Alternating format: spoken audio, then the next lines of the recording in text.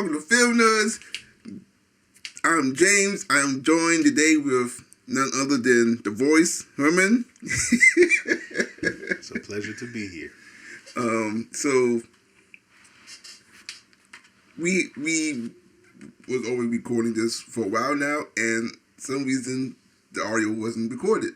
So here we go again. So today we are talking about the Star Wars saga, well, the sequel saga as a whole. Yeah. You know, we're not doing like a reveal. We are just a retrospective. I think is the proper term. Yeah. So briefly, I'm gonna summarize what the story is. So pretty much, sometime after the fall of the Empire in the original saga, we see a new threat, which is the First Order, which is a remnant of the pieces of the Empire, and it's being led by Supreme Leader Snoke and his apprentice, Kylo Ren, who real name is Ben Solo. Of course, that means he's the son of Hans and Leia, and he was, as a kid, he was trained by Luke, but things go wrong when Luke starts to sense that Ben had a dark presence about him, and he felt like he was already turned by Snoke. So he tries to kill him, which goes wrong, and inadvertently he creates Kylo Ren. Now, a new light in the form of Rey comes up, and she's a nobody from nowhere, and her whole thing is she wants to find out who her parents are, but she has no idea who they are because they left her in this in Jakku, you know. So she gets involved with the fight involving with the Resistance and the First Order, and she becomes the future of the Jedi's, and it's later revealed that she is actually the granddaughter of Palpatine, who is actually alive for reasons, and together with Kylo, who manages to redeem himself, defeats Palpatine, and Rey pretty much becomes the legacy and future hope of the Jedi in the galaxy. Yeah. So that's the sequel saga in a nutshell. Mm-hmm. So not a very cohesive story. None whatsoever. Not at all. Not a cohesive story. You know what?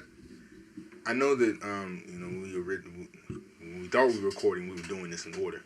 I think this time we should work backwards and start with the Rise of Skywalker, because I do have some thoughts about that movie. True. I read an article, and unfortunately, I forgot her name. I forgot the journalist's name, but she brought out an interesting point that is actually quite valid, because she brought up why does it seem like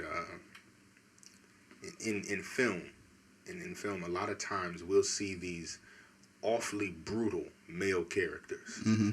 But they always seem to find redemption. We're supposed to always forgive them. We're always supposed to forgive them. And I found that interesting because she was reviewing The Rise of Skywalker, and she did not believe that Kylo Ren deserved to be redeemed. In fairness, she also didn't believe that Vader deserved to be redeemed. But the difference between Vader and Kylo Ren, Vader's redemption wasn't forced. Like his when you look at his, he had he was put in a situation where he could either sit there and watch his son die, or do something decent that and at least save his son, and that came at the cost of his life. Yeah, because like I feel like this is like actually one of the issues that I have had with the saga as a whole, especially ones that involve with JJ, is the fact how he tends to play into the fan service. Yes. And I feel like giving him the redemption arc, his redemption arc that he did not deserve, was only to mirror that of the Return of the Jedi. Yeah. You know. Yeah, and to be clear, I mean, look, when you see, like, I have followed Darth Vader's exploits. We all know what he did in Revenge of the Sith. He did some irredeemable, grimy mess in there. Mm-hmm. But he's done, like, if you look at the comic books, some of which are canon, novels, some of which are canon, the video games, I think all of the video games are canon now. Well, not all of them. The Force Unleashed, none of those are canon. But when you look at everything that he's done, an argument can be made he has done far worse than what Kylo Ren did. I mean, look, he like, what has Kylo Ren actually done in the saga? Well, that we've seen in the saga. He, just like Darth Vader, he co-signed the destruction of a planet. Because in the Force Awakens, when they had the Star Killer base, which was the Death Star, when they had their Death Star and they destroyed that planet, he co-signed that. He killed his own father. Let's see. Oh, he tortured Rey. He tortured Poe. Let's see. I'm trying to think of it. He's done some relatively grimy things, and God only knows the other things that he destroyed the temple, the upcoming Jedi temple, and more than likely he killed the students that were there as well. So he's done some very grimy things. Yeah. My gripe with his redemption in The Rise of Skywalker was that it was okay. Two things. Number one, it was not earned. It was forced. You forced that redemption in there, which is why I appreciated when I looked at the cliff notes from Derek Connolly and Colin Trevorrow's original script, which the film was originally going to be titled Duel of the Fates. Mm-hmm. When I looked at that original script, and they doubled down on the fact that, no, he was not going to turn back. He was going to stay evil, and he was going to have to be put down. That I appreciated, because that felt more cohesive. It felt more organic. After everything he's done, there was no. I couldn't get with his redemption arc. Was it cool to look at? Yeah, it was. I mean, visually, on a surface and shallow level, it was fun to watch him get the lightsaber and do his little twirl, and he comes and they strike the pose. It's cool to look at, but it goes back to what you were saying, that fan service, which is soulless. It doesn't have any substance. Yeah. Like, I feel like throughout the whole saga, I really didn't like his character arc. You know, I know he's supposed to be this, you know, evil, bad, brutal, ruthless guy. Mm-hmm. But it kind of, to me, felt like he really didn't have a reason for doing it, just because, only because, you're the grandson of Darth Vader, so you have to be evil. You know, like, with Darth Vader, we get why he was Darth Vader. You know, even though they could have done it in a much better way. Bruh, do not get me started on the prequels. I will tell you that I will go on a tangent. What we were supposed to get and what George Lucas promised us and what we got are two completely different things. I am not going to I'm not going to do it. I'm not going to do it. I'm not trying to get a headache. What I will say is that I agree with you. Kylo Ren came off as kind of like a whiny brat, a whiny child. But another thing that female journalist brought out that I liked was that I liked how I liked it because in The Last Jedi, I like that Rian Johnson, what he was doing with Rey and Kylo Ren, they were paralleling each other in their respective journeys.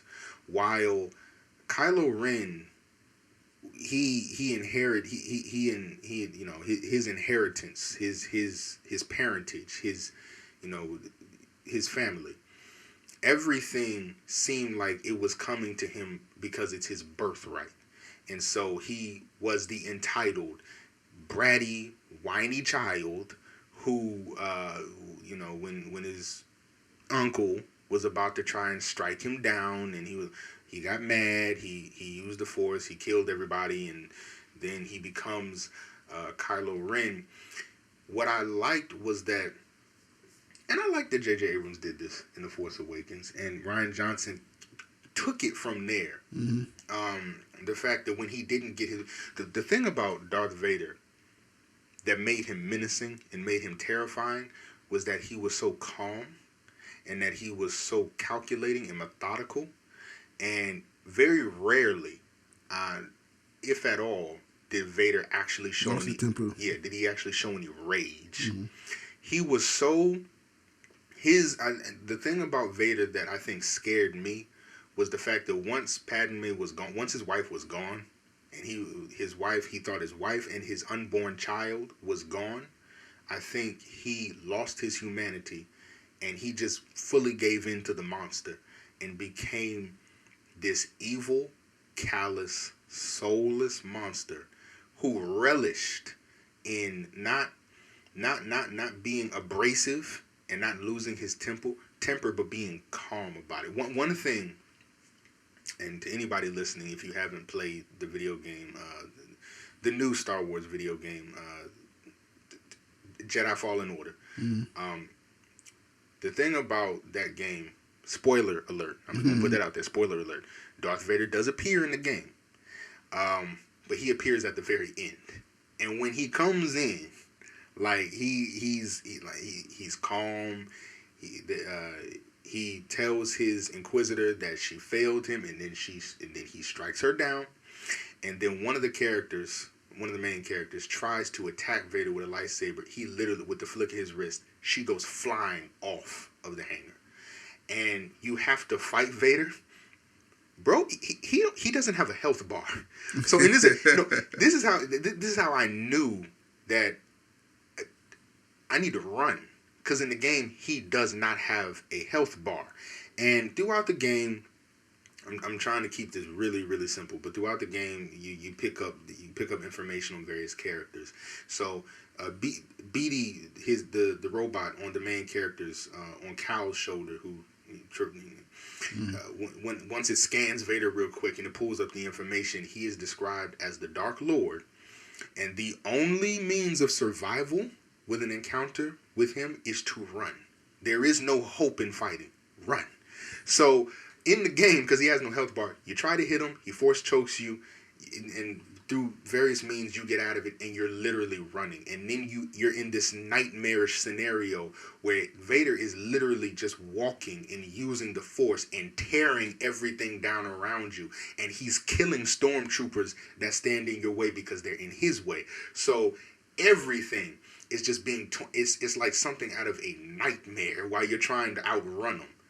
And that is what made him so terrifying. Just that cold, calculating, methodical character that Kylo Ren absolutely was not. He was like as you were saying, like he does come off as a whiny, spoiled brat. You know, like whenever something that doesn't go his way, he throws a tantrum, and I wasn't really feeling that, especially as a guy who's supposed to be this ruthless guy. Like, you want me to believe that this guy is this brat is supposed to be the terror of the galaxy, and like I feel like they could have came up with a better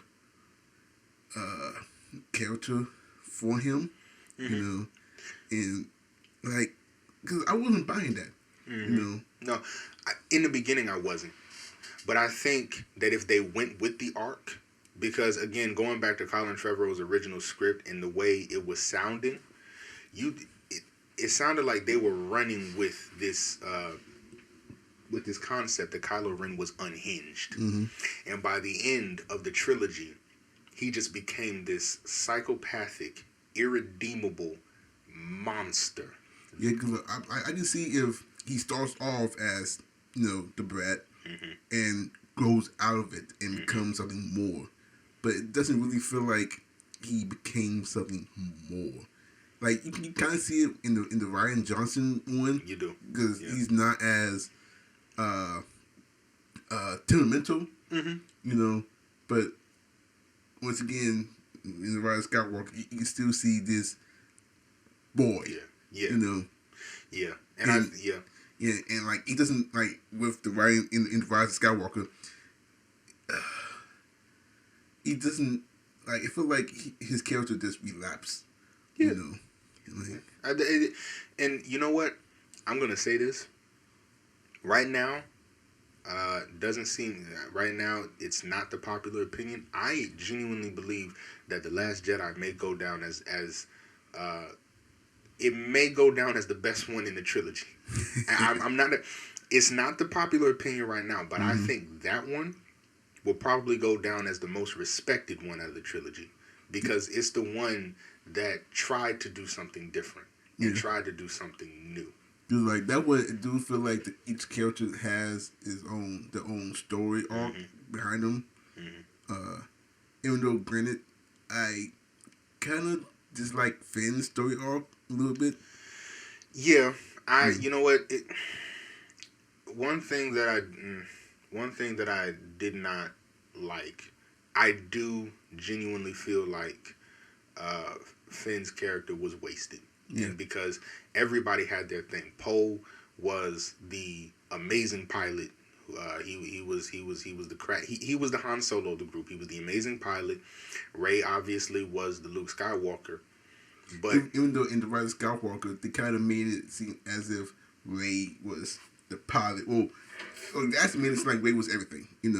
Oh yes. Because like when they come back, like Poe say, well, we could have used it there, back there. And I'm thinking, what could she done differently? You are the best pilot in the Resistance. What could she have done differently that you couldn't do? Yeah. I feel like no, like y'all really didn't need her.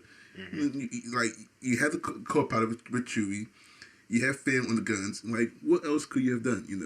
And you know what? And while we're on the subject of the Rise of Skywalker and fan service, I'm gonna say this.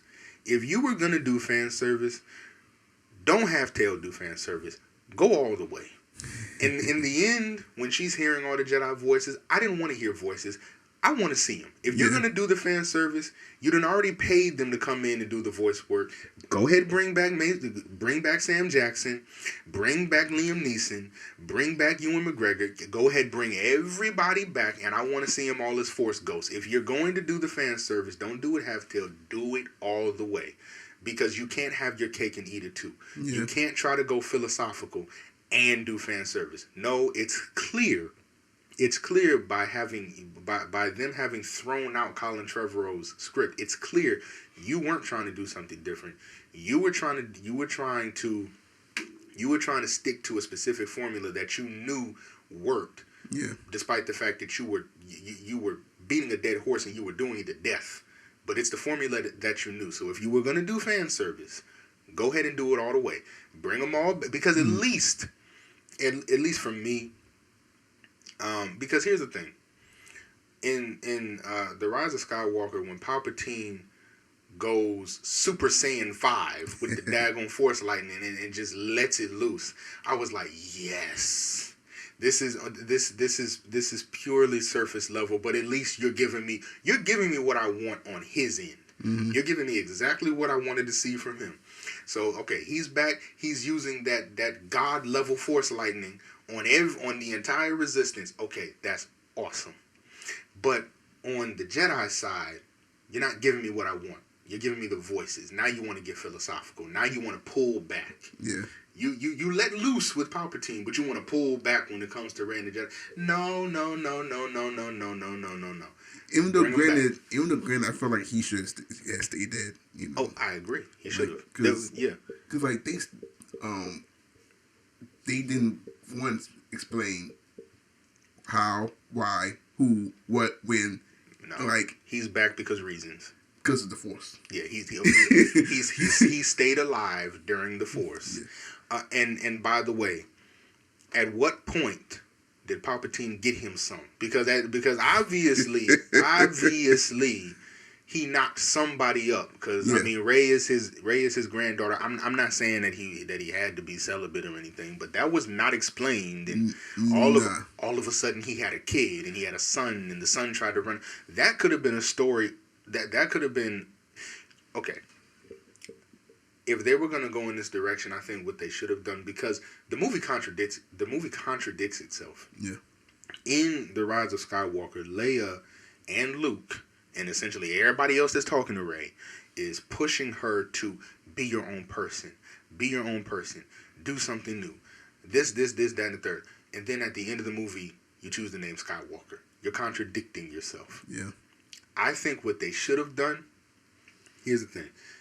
If Palpatine had a kid, specifically a son, that's what they said. He had a son who ran away from him, who did not want who didn't want anything to do with Palpatine, because Palpatine's basically space Hitler, and I get it. So what I would have did is have a and I don't think it would have taken a lot. You have a subplot.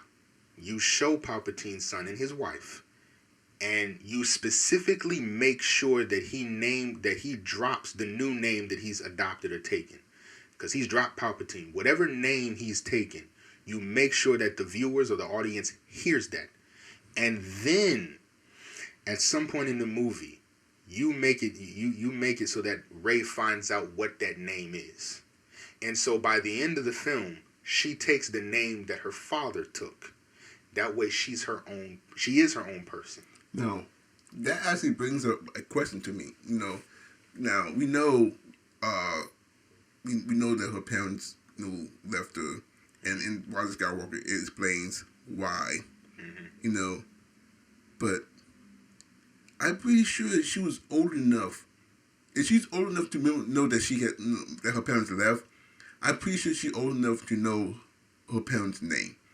Yeah. And I'm pretty sure she would know. I'm pretty sure they wouldn't adopt Palpatine, as you were saying. Yeah. So I feel like she would have known her last name. Yeah, obviously, they gave her the name Rey, and okay, perfect example. So you look at Rogue One, which is kind of similar to the Rey thing, because you look at the main character in Rogue One. She was a little girl when she got separated from her parents. She remembered everything about her dad. Yeah. She remembered everything. She knew her last name. She remembered everything. And when she was separated from her parents, she wasn't that much older than Rey was. Yeah. When Rey had her little flashback sequence.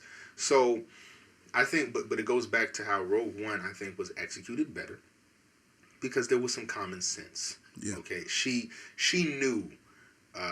She knew who her father was. She knew about her name and all that. And then you go to the main 3 Star Wars movies, and you look at Rey, and you look at the flashback sequence. She wasn't a toddler. No. She wasn't 3. She was like 7 or 8 years old. Yeah. When her parents took off in the craft. She was talking. She could speak.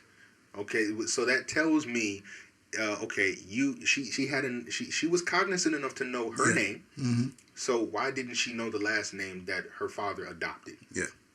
Because obviously her father would have to adopt a new last name in order to, distance himself from his father. Yeah. So but it just goes back to something that just it didn't make sense to me. Yeah. Because I feel like I know we said this last time, but since it wasn't recorded, I feel like all this stems back from them not having a Kevin Feige. Mm-hmm. Well, they have Catherine, but she still wasn't a Kevin Feige. She didn't have a overall vision of where she wanted to go with the story. Or at least if she did, it doesn't seem that way. No, it doesn't. Because the funny thing about Kevin Feige, well, not funny, interesting thing about Kevin Feige to me is his attention to detail. Yes. Like when you look, like when he created the Marvel, the MCU, and all of these movies they're in, it's the attention to the detail. It's the fact that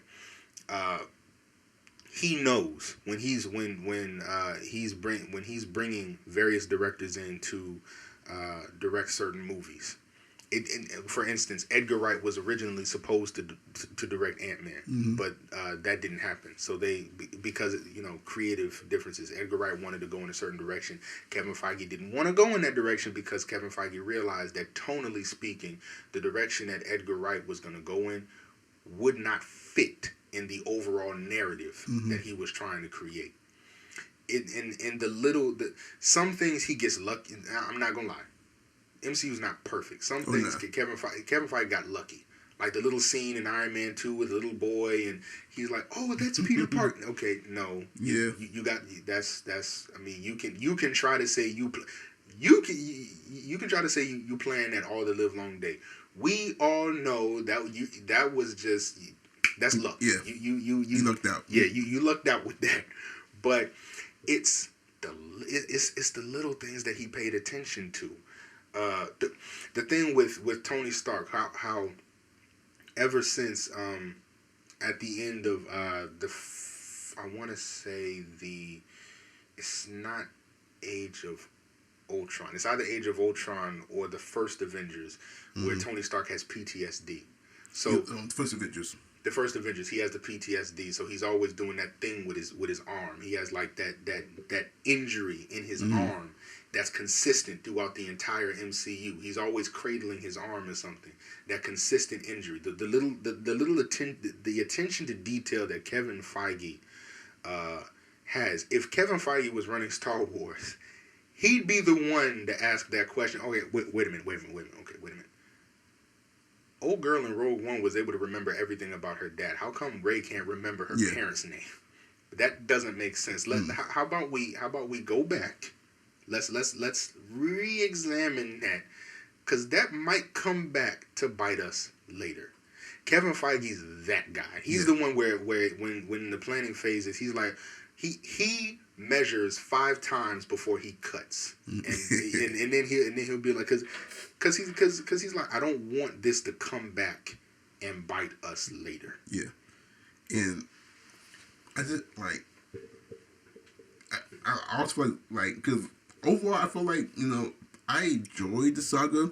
I just wish it could be a lot better. And I feel like JJ was not the guy to him. This saga, like I know George Lucas is not the best writer and director. I mean he is kind of on the low spectrum of the soul pole, but his vision of where he want to go of the galaxy, like I feel like he should have been that guy to guide everybody where they should be going. Yeah, it's historically known that the greatest Star Wars movie is Empire Strikes Back. But one of the reasons why Empire Strikes Back he didn't write it, he didn't direct it. He did not write it, he did not direct it. He got an actual script writer to do that, and he got an actual director to direct it, and it's one of the reasons why it's the best. I agree with you. J.J. Abrams wasn't the man to help. The thing about J.J. Abrams to me, he's not bad, and I'm not gonna say that he's not creative. I think the thing about J.J. Abrams is he loves film so much. I think that, and I'm gonna try to put this into words. Okay, perfect example. He loves Steven Spielberg. Right? So, yes. He loves Steven Spielberg. Steven Spielberg is one of the greatest directors of all time. Hands down, bar none. That's great. But I think that J.J. Abrams, it's like he doesn't do his own thing. He's constantly paying homage to somebody. He's constantly trying to pay homage. Like his movie Super 8. Not a bad film, but it ain't nothing but a glorified homage to Steven Spielberg. That's all it is. It's just it's homage to Steven Spielberg. His Star Trek movies, they're not bad, but it's a bunch of fan service. He's that guy. He's that type of director. Dude, I feel like I generally like his movies, especially when he have original ideas, Mm-hmm. but I don't think he handles other people's property well. Yeah. Like he tends to rely too much on the fan service Yeah. and paying homage. Yeah. And I feel like it's okay, Mm-hmm. to do that. Mm-hmm. Just that you just gotta know when to turn back, Mm-hmm. when to do it. Mm-hmm. Like you still gotta keep original story going Yeah. on and whatnot. And Yeah. you can just like, okay, let's just bring Palpatine back because he's a bad guy that we all know Yeah. and people can relate to. No, I guess not we relate to, but we understand. We know him. Yeah. We don't gotta explain a backstory from Mm-hmm. him. We could just throw him there and boom. Yeah. See, J.J. Abrams, with respect to him, J.J. Abrams, it seems like, and I'm gonna bring up J.J. Abrams and bring up Jon Favreau. It just seems like J.J. Abrams was that kid where when he had his Star Wars toys, he reenacted the Star Wars movies. Mm-hmm. So when he was a kid and the original trilogy was out, he would reenact the Battle of Endor. He would reenact the lightsaber battles in Empire Strikes Back on Cloud City or something of that. Nothing wrong with that. Yeah. I'm sure that's fun to a kid. Now you look at somebody like Jon Favreau. Jon Favreau, which I love he did this. What he used to promote season 2 of The Mandalorian, when he sent out his tweet confirming The Mandalorian's coming out fall of 2020, he used the Gamorrean. All right, he did not use any photos of the Mandalorian. He didn't use a photo of Boba Fett. He didn't use something that people would be expecting. He used a Gamorrean, and more specifically, he used, I believe it was either a Hot Toy statue or an actual hot toy of a Gamorrean, and so it was like, so okay, wait a minute. You take an obscure creature from the Star Wars universe. That, I mean, in all honesty, you have to be a Star Wars fan to know what a Gamorrean is. And for those who don't know, you see them in Return of the Jedi. They're the big pig, the pig or hog-like creatures in Jabba the Hutt's palace that have the big blunt instruments. Yeah. Kind of remind me of Ganondorf. Yeah. Yeah. Yeah. Yeah. So you take that character. That, to me, Jon Favreau was the kid where when he had his Star Wars toys, he didn't reenact scenes from the Star Wars movie. He literally would create scenarios, stories, and whole worlds in his mind using those toys. So he would do something. He would take the toys and then just branch out and do his own thing with it. Yeah. And that's clearly evident in The Mandalorian because in many ways, I think he has tighter constrictions than J.J. Abrams had when it was on him to bring Star Wars back to the big screen. You look at Jon Favreau, he has tighter restrictions. Yeah. His story takes place in between Return of the Jedi and The Force Awakens. You have a relatively, in the grand scheme of things, a relatively small window of time to play with before, in between two major events in the Star Wars universe. Yeah, it's only like 30, 40 years. Something like that. Yeah. So I'd say about 30 years. But in that time, he has introduced us to new characters. He has introduced us to new species. He has introduced us to new worlds. He has introduced us to new narratives and storylines that are taking place, things that we didn't even think were going on. He's taken a wild, wild west aesthetic and applied it to Star Wars, and it works so well. Yeah. Because once again, he's doing his own thing, and he refuses to be anchored by the things that have come before and the things that are currently going on in terms of Star Wars lore. Like I think a lot of it probably comes from with him working with Kevin Feige, and because like it feels like in Star Wars they are afraid to do original stuff. Where you look at the MCU with Kevin Feige, they were able to, they started off doing like the ground building stuff, like doing stuff that everyone knows, the Iron Mans, the Captain Americas, but as they became a bigger household name, they started branching out and doing different other properties like the Guardian of the Galaxy and whatnot. And I think Jon Favreau understands this, and he's not afraid to step out and create something new within the whole in the world of Star Wars, because Star Wars is not just the Skywalkers, It's so much more than that. And interesting too, with Jon Favreau and Kevin Feige with Iron Man. The interesting thing is Iron Man came out in 2008. This was the year that everybody was hype about Batman, because everybody was hype about The Dark Knight. And so now you have a superhero that not a lot of people knew about. A lot of people didn't know Iron Man in 2008. He wasn't he wasn't like Guardians of the Galaxy level unknown. Yeah. But not a lot of people knew who and what an Iron Man was. Yeah, like he wasn't Batman, he's not Superman, No, he's not. He was something new. And in a world at a time where Marvel needed a win, because without going too far into detail, the X-Men movies weren't doing that well at the time. Yeah. This is before First Class, way before First Class. I mean, Spider-Man had crashed and burned.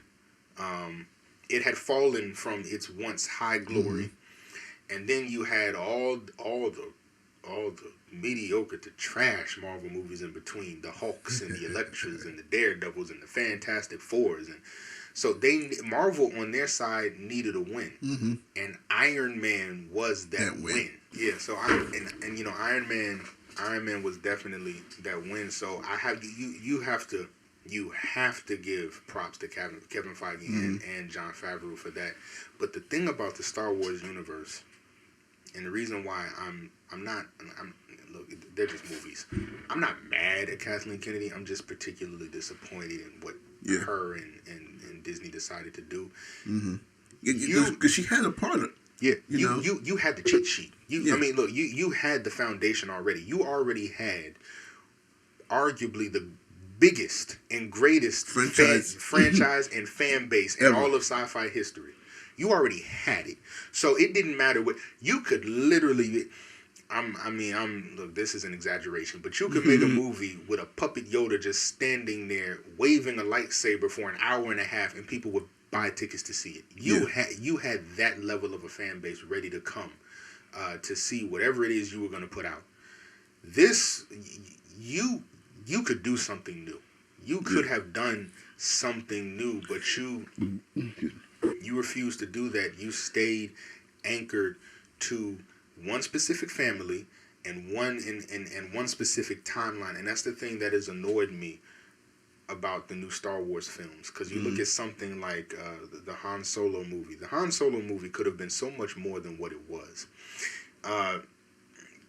You're talking about a film that did not have to talk about the Kessel Run. Yeah. Did not have to show you how Han Solo won the Millennium, because we already knew that. Yeah. Everybody already knows. Yeah, like it reminded me of what they did with The Hobbit, Yep.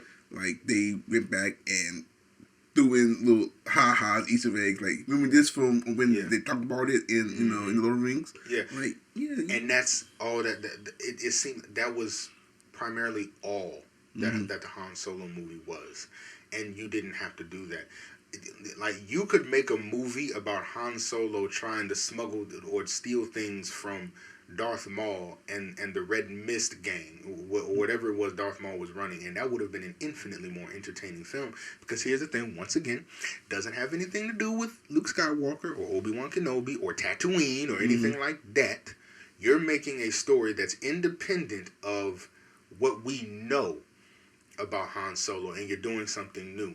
And or they could did one like the choices that led up to them giving Luke Ben, and how he lost the Falcon, how apparently, I guess we could say his life kind of fell apart. You could have done that.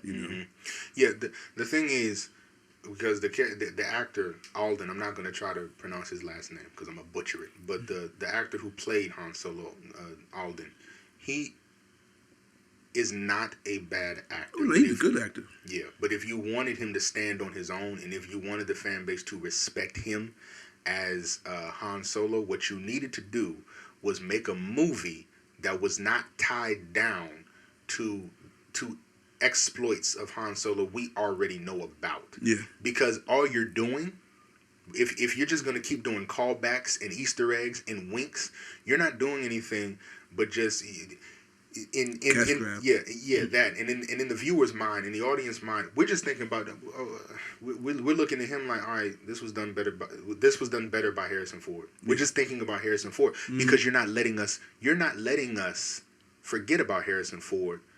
With respect, but you're not letting us see something new. Yeah. Like, we see Harrison Ford in him because this is what Harrison Ford did. Yeah, and we didn't need to see that because Han Solo could have been so much more.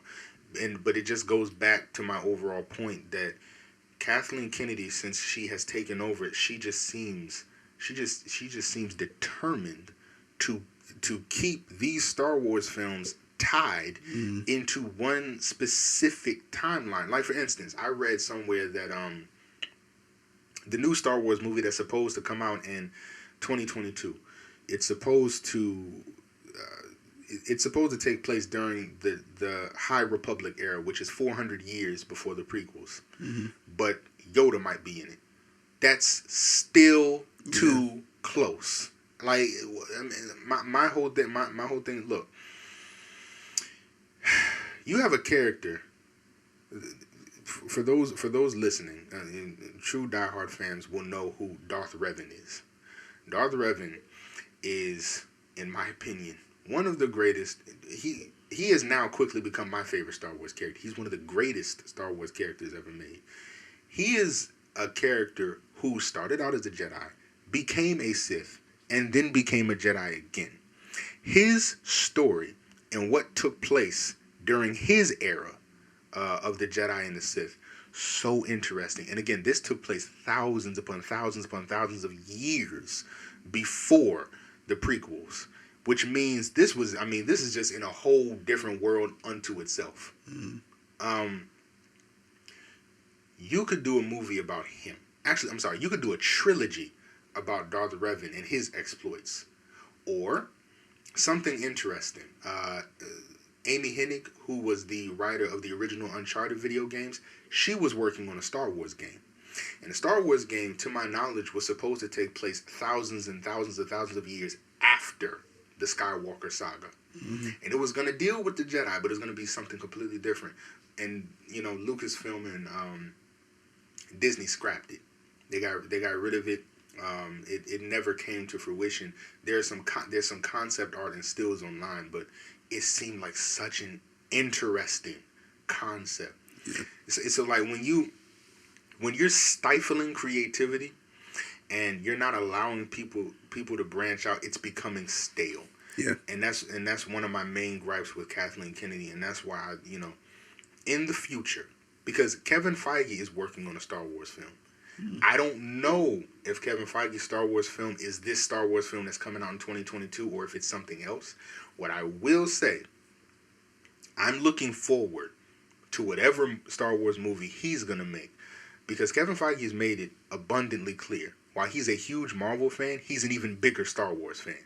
He has always been a bigger Star Wars fan than he was a Marvel fan, and I'm looking forward to what he does when he dips his toe into the Star Wars universe. But that's some ways off. Yeah. But once again, I have a great deal of respect for Kathleen Kennedy. She's had some victories. The Force Awakens is a victory. The Mandalorian is a victory. Rogue One is a victory. But unfortunately, she has had... There's so much losses as she has victories. Yeah. The Benioff and Weiss leaving and that relationship falling apart, that's a loss. The Josh Trank Boba Fett fiasco, that's a loss. The whole situation with the Han Solo film, firing the first two directors and then bringing on Ron Howard and completely rewriting and tonally shifting the film, that's a loss. Colin Trevorrow and originally being the one to direct the third Star Wars movie and then just completely getting rid of him and then bringing back J.J. Abrams, that's a loss. It's just loss after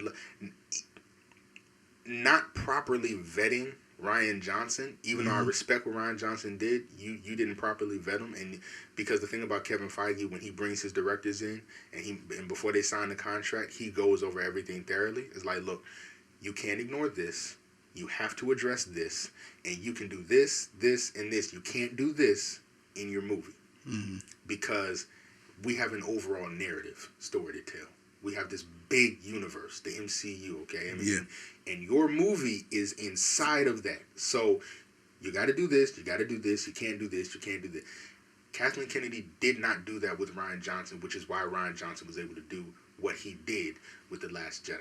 Yeah. So a lot of losses on her part. And I think my overall viewpoint of the sequels are, there are a lot of things that I enjoy about each film individually, but as a whole, it is not a cohesive story. Yeah. It is not an organic story. It is a hot mess. It starts one place, it ends someplace completely different. And honestly, while I enjoyed The Rise of Skywalker, I did enjoy it. It felt like J.J. Abrams was trying to put several Band-Aids on a gunshot wound. Yeah. It felt like he was trying to patch up something that was already broken by trying to stack on fan service. Yeah. And while we're on the subject of fan service, I'm going to get this out the way. If you're going to do fan service, if you are going to do fan service, do not pull back, go all the way. What they did with Sidious in The Rise of Skywalker, when he went God level with the Force lightning and was destroying the Resistance, that's what I wanted to see. If you're going to do fan service, that's how you do it. Why in the world did you pull back on Rey's side? See, my thing is, excuse me, you brought in Liam Neeson to do voice work. You brought in You brought in Sam Jackson to do voice work. You brought in Ewan McGregor to do voice work. You brought in Hayden Christensen to do voice work. No, forget all that. Put them in the costumes and bring them back as Force Ghosts. If you're going to do the fan service, do it all the way. Don't do it on one side and then try to pull back and get philosophical on the other. No, do it all the way. Because at least then, while yes, it's surface level, oh my goodness, it would have been some surface level mess that I would have enjoyed seeing. That's fan service that at least you are admitting to yourself and to the audience, look, you know what this is. I know what this is. Let's just go. Let's go in there. Let's put both feet in here. Let's really embrace what we have in front of us. Yeah. Don't try to have your cake and eat it too. It's not going to work. Yeah. And one thing that I wish I could change or improve, I would change Rey a little bit. You know, especially I feel like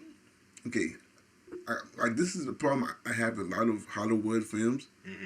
I don't think they know how to create good, strong female characters. You know? I agree. You know what? I think it's possible because you look at.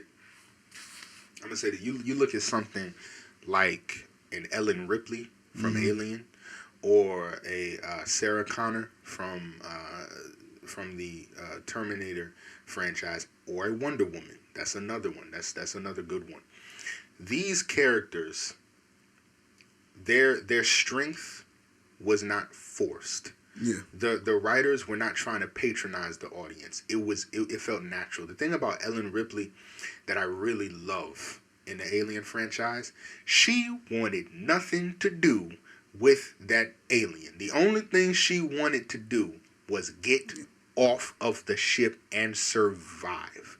She was forced to be strong, and she was forced to be brave because she had no other choice. It was either stand up, get off this ship, or die. You don't have any other option. And it's a similar situation to Sarah Connor. It's either you stand up, get on your feet, you move, and get away from this Terminator. And if you get a chance to destroy it, or the Terminator is going to kill you and your unborn child. So is it their rise to power, their strength, their like that essence that they have, that the legacy and the following that they've come to have, it feels organic. Yeah. and that like you don't get that from Ray. You and now okay. Now I will say this. While yes, she was a Mary Sue in the Force, I will concede that there were some Mary Sue elements about her in the Force Awakens. I don't want to hear anybody call her a Mary Sue in the Rise of Skywalker, and the reason why I say that is because number one, Baby Yoda is literally doing everything she's doing in The Mandalorian. I mean, he's an infant, and he's healing people, and he's using the Force choke, and he's using the Force push. He's using the Force just as much as he's not using Force lightning, but there's that. And then if you look in the Star Wars lore, I'm not going to go into detail, but if you look in the Star Wars lore, there are multiple characters who were using Force abilities way beyond their years before they even knew what they were doing. So I think that Rey has gotten a lot of hate. I do agree. I don't think that her character doesn't feel her rise, the rise and the journey to her position. It's not a natural one. It's not a cohesive one. It's not an organic one. It's a forced one. I do agree. Yeah, because I feel like even though in the Last Jedi they kind of explained this a little bit, like like you missed it, you know. You blink, you probably missed it. Was how Kylo lost to her in the last fight in the Force Awakens, because like there should have been no way that a guy who been trained all his life in the Force using lightsabers should have lost to a girl, or well, to anyone who just picked up a lightsaber for the first time. You know, and yeah, Force, you know, like you may be strong with the Force, but I'm pretty sure the Force can't automatically wield your way to skillfully take down a skilled opponent, you know. Yeah. Like, and don't get me wrong. I mean, I do like the fact that they described Rey in the beginning as a survivor. She's a scavenger. She's a survivor. She knows how to handle herself against regular people. So that's fine. But if Kylo Ren has been, first of all, Kylo Ren was trained by his uncle. Yeah. So his first formative years in Jedi training, he was trained by Luke. Okay, then you get trained by Supreme Leader Snoke. I haven't read the outside comic books or novels, so I don't know how extensive Snoke trained him. What I do know is that the boy knows his way around a lightsaber. Yeah, he knows how to use it. So you have someone who's never used a lightsaber before, never, and this is and we can go on a whole tangent about how Finn is such a wasted character. But you look at The Force Awakens, because this is something I didn't like. Finn was trained as a stormtrooper. Yeah. Finn had combat training. Finn knows how to handle himself. So you're telling me that a young man who has extensive combat training, because he was a stormtrooper, and he was not a stormtrooper trainee. He was in the field at the beginning of the film. He was in the field. So he's had training. He knows his way around a weapon. He should know his way around multiple weapons. He gets, and rightfully so, because Kylo Ren knows his way around a lightsaber, but he gets taken out in less than 5 minutes when he goes up against Kylo Ren. But somehow Rey is able to stand toe-to-toe with Kylo Ren the entire time, all the way to the point where she gashes his face and completely ends the battle, being the victor. Yeah. That cake don't bake. But yeah, the battle with Rey and what the difference between Finn and then how Rey was able to handle herself, that doesn't add up. Yeah. So, you know, her story, her journey was not a cohesive one to me. I like her as a character. I'm not gonna lie, I do like Rey. I don't think the hate and the backlash that her character has gotten, I don't think that she deserves much hate or backlash, because I do like her as a character.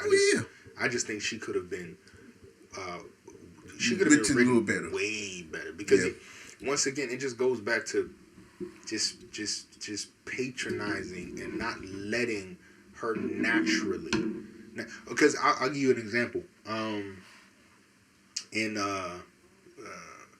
actually, I believe we discussed this when we discussed Endgame. Mm-hmm. There was a female journalist who she did a review of Endgame, and she said the one scene that she could not stand was females. was when the female squad came together in the end battle, because she was like, okay, so wait a minute, let me get this straight. Hawkeye is able to traverse through this field full of violence and all of these extraterrestrial aliens and fighting around. He's able to handle his own by himself, and then Black Panther is able to handle his own and carry the Infinity Gauntlet by himself, and then Spider-Man gets the Infinity Gauntlet, and then Spider-Man's handling the gauntlet, and he's traversing through the field by himself. And then we get to Captain Marvel, who literally just destroyed Thanos' ship by herself. She has been marketed as the most powerful Avenger. And then when she comes in, she needs a squad. Like, she and you know, the journalist brought up a very good point. She was like, no, that doesn't empower us. That doesn't, and she was speaking as a female. That does not empower me. That you're patronizing me, and I don't like that. Yeah. If she's really the most powerful Avenger, have her do everything that the other male characters did with the Infinity Gauntlet. You know, don't try to bring all the females together for this moment, because it feels cheap. Yeah. And the thing about Rey, she's the future of the Jedi. I get it. We got there, but the journey was cheap. Yeah. And the journey, a lot of things that she got, a lot of things that happened, and I'm sorry, I gotta address this. Mm-hmm. I gotta get this off my chest. That love mess that they tried to introduce in The Rise of Skywalker came out of nowhere to me. It literally came out of nowhere. It made no sense. Because, you know, another thing about the Colin Trevorrow, the original Colin Trevorrow script, back when the movie was going to be called Duel of the Fates, the one thing that Rian Johnson did in, you know, The Last Jedi that I loved was that Rey and Kylo Ren's journeys, they paralleled each other, right? And in the third film that was going to be directed by Colin Trevorrow, in his original script, it was revealed that Kylo Ren killed Rey's parents. Now, he did it at the behest of Snoke. Snoke forced him to do it, but he still killed her parents. That adds on to the fact that he is irredeemable. He cannot be brought back. And it goes back into the fact that, you know, they're drawn together because of the Force, right? That's something that Rian Johnson was bringing out in his movie. But the thing is, they both view the Force in a different way. They are on two different journeys, and just because they parallel one another, just because they come close, does not mean that they have to intertwine. Yeah. Which is what James and love each other like that, which is what J.J. Abrams forced in the movie. It that mess came out of no, especially. And here's the thing. J.J. Abrams can go to any radio station. He can go to any journal house he wants to, and he can tell anybody he wants to all the live long day that what Finn was going to tell Rey as they were sinking in that sand, he was going to tell her that he was forcing. No, he was not. He was going to profess his love to her, but when you saw that negative reaction, when you saw the backlash you got from that kiss in the end, you were like, nope, let me back up off this.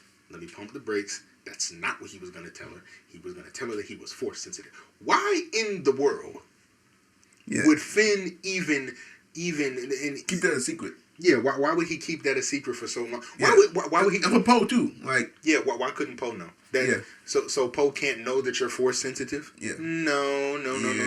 You were that made no sense. You were gonna profess your love. Yeah. However, if you were to admit that that's what Finn was in fact going to do, it would have further added to the fact that Finn was wasted and a little bit useless. Yeah. And you didn't want that. So you wanted to make him seem like a more valuable character. And how do we do that? You retcon and you say, he was going to say that he was force sensitive. That's bull, and everybody knows it. But back to the point that whole love thing. Yeah. Mm-mm. You know. Nah, I could have did without that film. I hated that. I hated that because it didn't fit. No, It didn't fit. They listen. Adam Driver and Daisy Ridley do have chemistry, but not in that way. They didn't have that type of chemistry. Yeah. They had a different type of chemistry. It was almost like I got like a brother and sister type vibe from them in Rian Johnson's film. That's the vibe I got. I didn't get the vibe that they liked each other. I got this. You know, like why would they? You know. Yeah. No. She watched him kill Han Solo. Yeah. And Han Solo was being developed as this father figure for her. She watched him kill that man. She doesn't like him like that. No. So I don't know how or why you even tried to force that in this movie, but I don't know. But yeah, like I'm pretty sure there's a whole lot of things we can keep going on this flight. Yeah. Probably for days, you know. Yeah. But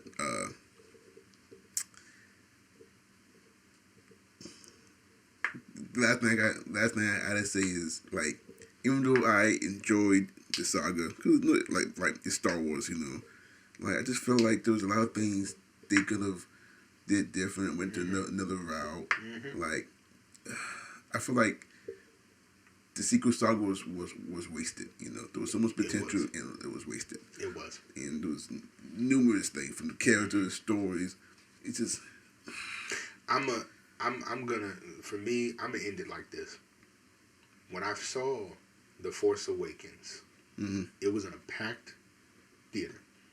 The feeling was euphoric. It was palpable. The feeling inside that theater, you had so many people dressed up as various Star Wars characters, lightsabers all over the place. And when the iconic Star Wars theme comes on with the title scroll, everybody's screaming and cheering and clapping. And when I saw The Rise of Skywalker, theater was not packed. Probably the balcony had a number of people.